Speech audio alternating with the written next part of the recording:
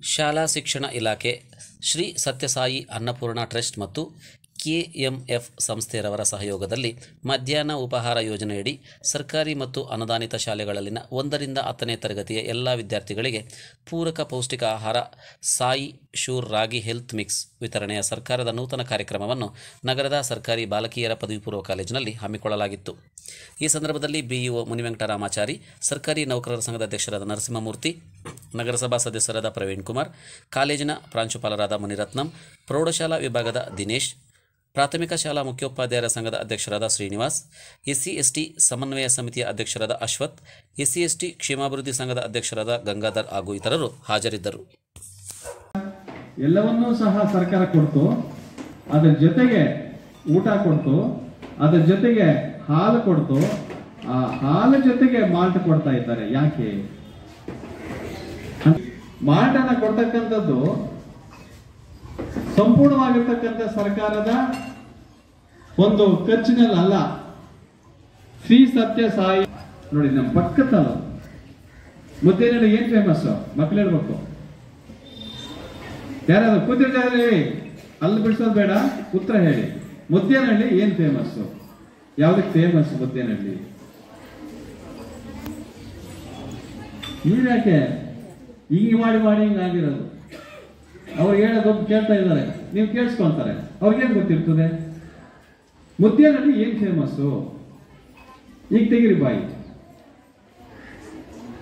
ಹೋಗ್ಲಿ, ಇಡೀ ಭಾರತದಲ್ಲಿ ಅತಿ ಹೆಸರುವಾಸಿ ಆಗಿರ್ತಕ್ಕಂಥ ಇಂಜಿನಿಯರ್ ಹುಟ್ಟಿದ್ದೆಲ್ಲಿ? ಮೈಸೂರು. ಗೋಡ್. ಹೋಗ್ಲಿ, ಭಾರತದ ಅತಿ ಹೆಸರುವಾಸಿ ಆಗಿರ್ತಕ್ಕಂಥ ಇಂಜಿನಿಯರ್ಸ್ ನಾನು ಹೇಳ್ತೀನಿ, ಸರ್ ಎಂ ವಿಶ್ವೇಶ್ವರಯ್ಯ. ಅವ್ರು ಹುಟ್ಟಿದ್ದೆಲ್ಲಿ? ಇಲ್ಲಮ್ಮ, ಮೈಸೂರ. ನೋಡ್ರ, ಅದಕ್ಕೆ ಪರೀಕ್ಷೆ ಹತ್ರ ಬಂತು. ಏನಾದ್ರೂ ಒಂದು ಕಾರ್ಯಕ್ರಮ ಆದಾಗ ನಮಗೆ ಪರೀಕ್ಷೆ ಸಂಬಂಧಪಟ್ಟಂತ ವಿಚಾರ ಬರುತ್ತೆ, ನಾವು ಶಿಸ್ತಲ್ಲಿ ಕೇಳೋಣ, ಅರ್ಥ ಮಾಡ್ಕೊಳ್ಳೋಣ, ಜೀವನ ತಿಳ್ಕೊಳ್ಳೋಣ ಅಂತ. Muddenahalli famous sir M Visvesvaraya ಹುಟ್ಟಿದಂತ ಊರು. ಸರ್ ಎಂ ವಿಶ್ವೇಶ್ವರಯ್ಯ ಭಾರತದ ಅತ್ಯುನ್ನತ ಮಹಾ ಇಂಜಿನಿಯರ್. ಅವರು KRS ಅನ್ನ ಕಟ್ಟಿಸಿದ್ರು. ಕೃಷ್ಣರಾಜೇಂದ್ರ ಸಾಗರ ಅಂತ ಏನಿದೆ, ಕೃಷ್ಣರಾಜ ಸಾಗರ ಮೈಸೂರು ಹತ್ರ, ಅದು ಮೈಸೂರು ಜಿಲ್ಲೆಯಲ್ಲಿದೆ, ಮಂಡ್ಯ ಜಿಲ್ಲೆಯಲ್ಲಿದೆ. KRS ಯಾವ ಜಿಲ್ಲೆಯಲ್ಲಿ ಇರೋದು? ಮೈಸೂರು ಜಿಲ್ಲೆಯಲ್ಲಿ. ಮಂಡ್ಯ ಅಂತವ್ರು ಯಾರು?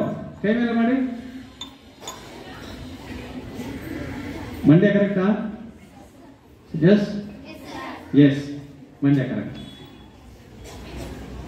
ನೋಡಿ, ಕರ್ನಾಟಕ ಘನ ಸರ್ಕಾರ ಈ ದಿನ 1ನೇ ತರಗತಿಯಿಂದ 10ನೇ ತರಗತಿವರೆಗೂ ವಿದ್ಯಾಭ್ಯಾಸ ಮಾಡ್ತಾ ಇರ್ತಕ್ಕಂಥ ಸರ್ಕಾರಿ ಮತ್ತು ಅನುದಾನಿತ ಶಾಲೆಯ ಎಲ್ಲ ಮಕ್ಕಳಿಗೆ ಬೆಳಗ್ಗೆ ಏನು ಹಾಲನ್ನ ನೀಡ್ತಾ ಇದ್ರು, ಅದರ ಜೊತೆಗೆ ರಾಗಿ ಮಾಲ್ಟನ್ನ ಕೊಡ್ತಕ್ಕಂಥ ಒಂದು ವಿನೂತನ ಯೋಜನೆಯನ್ನ ಕರ್ನಾಟಕ ಸರ್ಕಾರ ಹಮ್ಮಿಕೊಂಡಿದೆ. ಅದರಲ್ಲೂ ವಿಶೇಷವಾಗಿ ಸರ್ಕಾರಿ ಶಾಲೆಯ ಮಕ್ಕಳಿಗೆ ಇದು ಬಹಳ ಒಂದು ವರದಾನ ಅಂತಾನೆ ಹೇಳ್ಬೋದು. ಯಾಕಪ್ಪ ಅಂದ್ರೆ ಎಷ್ಟೋ ಜನ ಬಹಳ ದೂರದ ಊರುಗಳಿಂದ ಪ್ರೌಢಶಾಲೆಗಳಿಗೆ ಬರ್ತಕ್ಕಂಥ ಮಕ್ಕಳು ನಾವು ಗಮನಿಸಿದ ಹಾಗೆ ಬೆಳಗ್ಗೆ ಅವರು ಉಪಹಾರ ಕೂಡ ಮಾಡಿ ಬರೋದಿಲ್ಲ, ಅಂತ ಒಂದು ಪರಿಸ್ಥಿತಿಗಳಿರ್ತವೆ. ಅಂತ ಸಂದರ್ಭದಲ್ಲಿ ಏನು ಇವತ್ತು ಕರ್ನಾಟಕ ಸರ್ಕಾರ 3 ದಿನಗಳ ಒಂದು ರಾಗಿ ಮಾಲ್ಟನ್ನ ಕೊಡ್ತಕ್ಕಂಥ ಒಂದು ವಿನೂತನ ಕಾರ್ಯಕ್ರಮ ಮಕ್ಕಳಿಗೆ ಬಹಳ ಅನುಕೂಲ ಆಗ್ತದೆ. ಅದರಲ್ಲೂ ನಮ್ಮ ಸರ್ಕಾರಿ ಶಾಲೆಯ ಮಕ್ಕಳು ಮತ್ತೆ ಬಹಳ ಏನು ಮನೆಯ ಪರಿಸ್ಥಿತಿ ಬಹಳ ಕಷ್ಟದ ಸ್ಥಿತಿಯಿಂದ ಬರ್ತಾರೆ. ಸೊ ಅವರಿಗೆ ಮನೆಗಳಲ್ಲಿ ಬಹಳ ಕಷ್ಟ ಇರ್ತದೆ. ಅಂತ ಮಕ್ಕಳಿಗೆ ಇವತ್ತು ಇಲ್ಲಿ ಎಲ್ಲಾ ರೀತಿಯಾಗಿರ್ತಕ್ಕಂಥ ವ್ಯವಸ್ಥೆಗಳ ಜೊತೆಗೆ ಇವತ್ತು ಅವರಲ್ಲಿ ಒಂದು ಪೂರಕವಾಗಿರ್ತಕ್ಕಂಥ ಒಂದು ಪೌಷ್ಟಿಕ ಆಹಾರವನ್ನ ಕೊಡ್ತಕ್ಕಂಥ ಒಂದು ಕಾರ್ಯಕ್ರಮ ಸರ್ಕಾರ ಹಮ್ಮಿಕೊಂಡಿರ್ತಕ್ಕಂಥದ್ದು ಬಹಳ ಸಂತೋಷ. ನಮ್ಮ ಮಕ್ಕಳಂತೂ ಇವತ್ತು ಬಹಳ ಖುಷಿ ಪಟ್ರು. ಬರೀ ಹಾಲನ್ನ ಕೊಟ್ಟಾಗ ಅಷ್ಟಾಗಿ ಸೇವಿಸ್ತಿರ್ಲಿಲ್ಲ ಮಕ್ಕಳು, ಸ್ವಲ್ಪ ಕುಡಿಲಿಕ್ಕೆ ಹಿನ್ನಡೆ ಇತ್ತು. ಆದ್ರೆ ಇವತ್ತು ರಾಗಿ ಮಾಲ್ಟನ್ನ ಬಹಳ ಖುಷಿಯಾಗಿ ಬಹಳ ಸಂತೋಷದಿಂದ ಕುಡಿತಾ ಇದ್ರು. ಸೊ ಈ ಇಲಾಖೆ ಏನು ಈ ಒಂದು ವಿನೂತನ ಕಾರ್ಯಕ್ರಮ ಹಮ್ಮಿಕೊಂಡಿದೆ. ಸೊ ಈ ಒಂದು ನಮ್ಮ ಎಲ್ಲ ಕರ್ನಾಟಕ ರಾಜ್ಯ ಸರ್ಕಾರಿ ನೌಕರ ಸಂಘ, ನಮ್ಮ ಎಲ್ಲ ವೃಂದ ಸಂಘಗಳು ಮತ್ತೆ ನಮ್ಮ ಮಕ್ಕಳ ಪರವಾಗಿ ನಾನು ಸರ್ಕಾರಕ್ಕೆ ಧನ್ಯವಾದಗಳನ್ನ ಅರ್ಪಿಸ್ತಾ ಇದ್ದೇನೆ. ಕರ್ನಾಟಕ ಸರ್ಕಾರದ ವಿನೂತನವಾಗಿರ್ತಕ್ಕಂಥ ಒಂದು ಕಾರ್ಯಕ್ರಮ ಏನು ಇವತ್ತೊಂದು ದಿವಸ 1ರಿಂದ 10ನೇ ತರಗತಿ ವ್ಯಾಸಂಗ ಮಾಡ್ತಕ್ಕಂತಹ ಮಕ್ಕಳಿಗೆ ಪೌಷ್ಟಿಕಾಹಾರವಾಗಿ ರಾಗಿ ಮಾಲ್ಟನ್ನ ಏನ್ ಕೊಡ್ತಾ ಇದೆ, ಅದು ವಿಶೇಷವಾಗಿ ಬಹಳ ಪೌಷ್ಟಿಕವಾಗಿರ್ತಕ್ಕಂಥ ಆಹಾರ.